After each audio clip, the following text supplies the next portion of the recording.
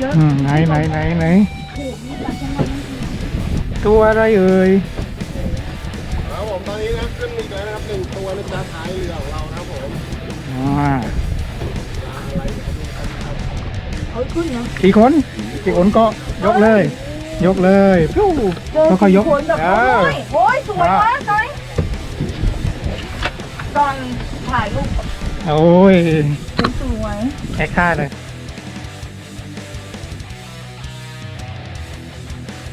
โอ้โหเฮ้ยครับผมตัวที่2ขึ้นมาว้าวดึงเอาขึ้นมาเลยจะได้ไม่ต้องนั่นเอาละค่ะตัวเล็กนิดเดียวครับผมย้ำตัวนะครับปลาหมึกของเรานะจ๊ะนี่ย้ำเว้ยแกอย่าเอามาใกล้ๆฉันกลัวแสงเดือนบอกว่าแสงเดือนทำงานให้ลูกเอาขึ้นเลยเอาเลยอย่าคางอ่ะมาโอเคทอดเลยทอดแล้วเนาะถอดแล้วนกเลยค่ะตัวที่3ของผมในวันนี้นะครับมาแล้วสวยงามครับผมแล้วเว้ย1 คนรอดแล้วเอาละครับผมตอนนี้นะพี่แสงของเรานะครับผมพี่แสงอีกแล้วก็อุตส่าห์หนีมาอ้าวไม่เป็นไรพี่เดี๋ยวแป๊บนึง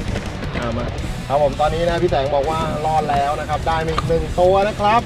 พี่แสงเขาดูใกล้ๆหน่อยหน้าตาหมึกมันเป็นยังไงเป็นอย่างนี้นะครับผมแต่ตัวนี้เล็กเนาะรู้สึกว่าเละทั้งเรืออีกแล้วกินแล้วใช่ไหมเล็กหน่อยสีนี้อีกเหมือนเดิมนะคะอุ้ยยังไม่หมดออกแล้วนะตอนนี้เรามาหมายนี้กันนะคะโอเคค่ะก็พาทานแล้วนะที่ต่อนะคะทำรอบกันต่อเอาแล้วข้างหลังกันมั่งแล้วเว้ยเอาแล้วโอ้ยตึกเล้งอ่ะ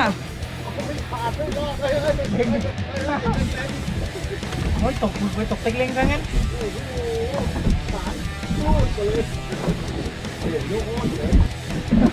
เอามาค่ะมาต่อเอามา2แล้วพี่ลองล่างหน่อยติดนวดช้อนให้หน่อยติดนวดช้อนให้หน่อยติดนวดยิงมีที่ช้อนอยู่ไหนอะติดนวดยิงแสงต่อเลยมันน่าจะมีคู่มันไงขายนั้นแหละไม่เข้าแล้วเริ่มเข้าแล้วน้ำมันกลับแล้วนะคะเข้าแล้วเนาะเอามาขึ้นมาติด2 ตัวเลยนะครับตัวใหญ่กว่าตัวเมื่อกี้นะเข้ากันเลยไซส์เดียวขอล้างนิดนึงนะคะแป๊บนึงนะเอาละครับหมึกไม่เล็กจริงเหรอแน่ใจไม่เล็กของผมไม่เล็กเหรอเอาขึ้นมาเลยขึ้นเลยแล้วก็ไม่ใหญ่ด้วยเอาขึ้นเลยถามมาแล้วจ้าสีนี้มันกินจริงๆนะเธอไม่ต้องซื้อสีอื่นแล้วพอแล้วเพราะว่ามันใหญ่มันคายน้ำแค่นั้นแหละจับดึงเลยขึ้นมาอีก1คือไม่ต้องกินอะไรนะไม่แต่น้ำนะชั่วโมงนี้เฮ้ยฝั่งนู้นก็ไม่ยอมนะคะแล้วจะถ่ายยังไงอะที่รักไม่ถูกกับเขาเลยเนี่ยเอาแสงเอาขึ้นมาโอ้ไหนดูดิหัวเรือเฮ้ยใหญ่นะตัวเนี้ยไม่เล็กนะครับไม่ใหญ่โอเคค่ะอันนี้นะคะได้อีกแล้วนะอารมณ์ประมาณว่าหิวน้ำก็ไม่ได้กินอะมีฉันกินน้ำก็ไม่ได้กินนะคะ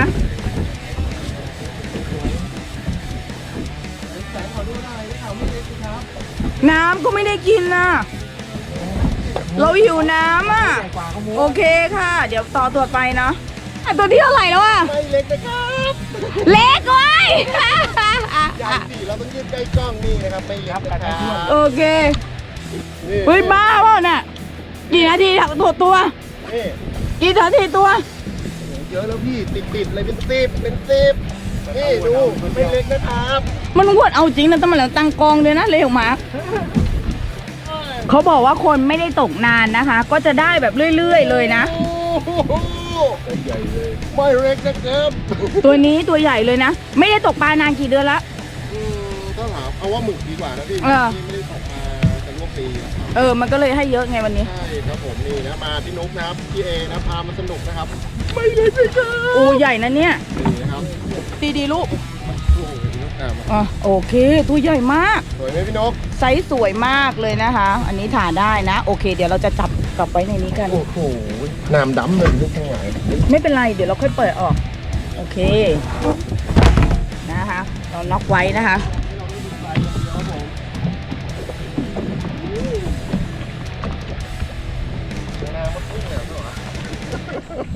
มามันเข้าเรื่อยๆ เดี๋ยวหลบกลับไปที่เดิมแล้วไง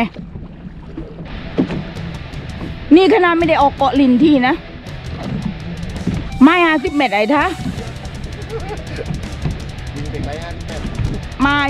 ลึก เดี๋ยวถ่ายรูปแล้ว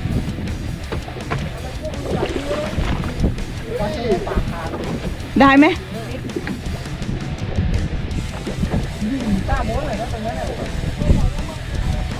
อ้าวนะคะด้านหน้าอีกแล้วอ่ะ เอาจริงๆนะ เอาแสงเอากล้องถ่ายเลยเนาะตัวใหญ่ไหม ก็ไม่เล็กอะนะ ไอ้ท่าเอาหมดหลุมแล้วหัวล้อแบบว่าดีใจมาก มาอีกหนึ่งครับผมมาแ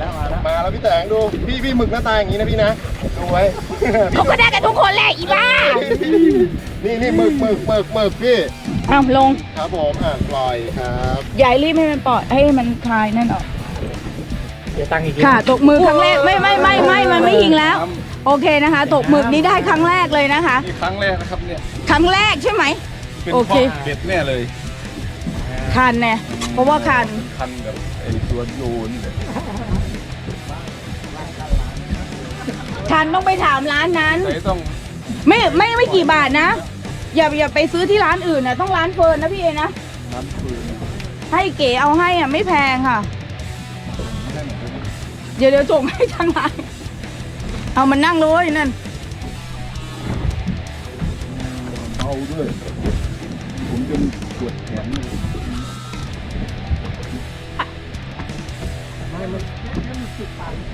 อู้รู้แล้วโอ้ยเข็มมันดีแม่มันอ้าปากจะงับนี่รู้แล้วเนี่ยเล่นด้วย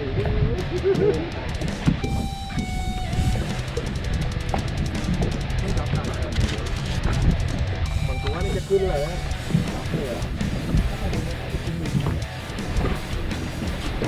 เอาละเราเริ่มต่อ ใช่ เราไปดูกันว่าเราได้อะไรกันบ้างนะจากทริปนี้นะจากผมไม่ค่อยกินชีวิตนางเท่าไหร่เรามาทริปนี้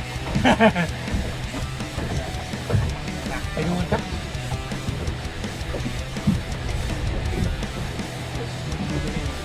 นั่นน่ะ